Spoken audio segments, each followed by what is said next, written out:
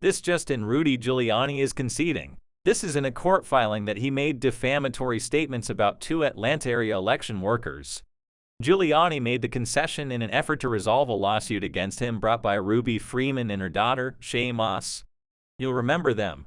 Former President Trump and his then personal attorney, says Giuliani targeted them after the 2020 election by tweeting this surveillance video insinuating wrongdoing. Giuliani also repeated the lies when he answered questions by the January 6 committee of Ruby Freeman and Shaye Freeman. Moores and one other gentleman quite obviously surreptitiously passing around USB ports as if they are vials of heroin or cocaine. I mean, it's obvious to anyone who's a criminal investigator or prosecutor they are engaged in surreptitious illegal activity. Again that day, Freeman and Moss also testified before the committee on the toll that those statements by Giuliani, false statements he's now conceding, had on their lives. "I've lost my name and I've lost my reputation. I've lost my sense of security, all because a group of people starting with number 45 and is a lie. Rudy Giuliani decided to scapegoat me and my daughter. I don't want to go anywhere. I second guess everything that I do. It's affecting my life in a major way, every way. All because of lies." CNN senior crime and justice reporter Caitlin Poland is with us. You know, I was just thinking that was some of the most compelling, memorable testimony that entire committee and the public heard, and now Giuliani is conceding what he said wasn't true. Yes. Well, Bobby, this is a really unusual and very legally tricky move that Giuliani is trying to make here in court. Essentially, he's trying to make this lawsuit from Ruby Freeman and Shaye, where they accuse him of defaming them.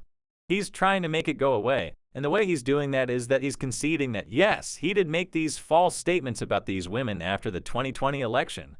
He's also saying that he acknowledges that those statements can be defamatory, that they were defamatory, but he's trying to avoid his own accountability here by saying in this court filing late last night that his statements mean that he shouldn't necessarily have to pay damages to them because his statements alone might not be what was hurting these women.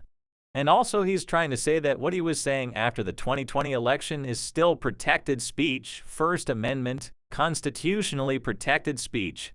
Now this is, like I said, a highly unusual filing, and it's the type of filing I have never seen before in a civil lawsuit. It's normally the sort of thing you might try and do in a criminal context, but this is a lawsuit he's facing. And so a judge has to look at this. Now she has to determine whether this is going to be an acceptable way to resolve this lawsuit. And also I've reached out to the lawyer for Ruby and Shaye to see if it's acceptable to them as well. They had tried to make some sort of settlement with Giuliani before, and it didn't amount to anything. And so how this actually factors in here at a time where Giuliani is facing a lot of possibilities himself, a lot of risk with this lawsuit, how it resolves that is really unclear, and does it factor into the special counsel's investigation? We know from the reporting that you guys had yesterday that they now have all of these Giuliani documents. Yes, I mean, that is going to be the question going forward here, because what he's doing in this filing, like I said, it's in a civil lawsuit.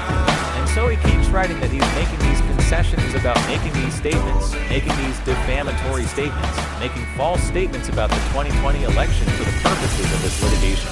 So he's trying to confine it just to this case. What it means to the special counsel is really going to be something that the prosecutors will have to sign.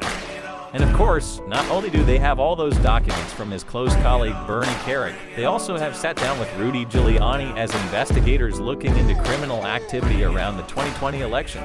He spoke to them twice, and we just don't know what he told them or how that conversation went about what was said in Georgia, and what Giuliani specifically was saying about Ruby Freeman and Shaye after the 2020 election.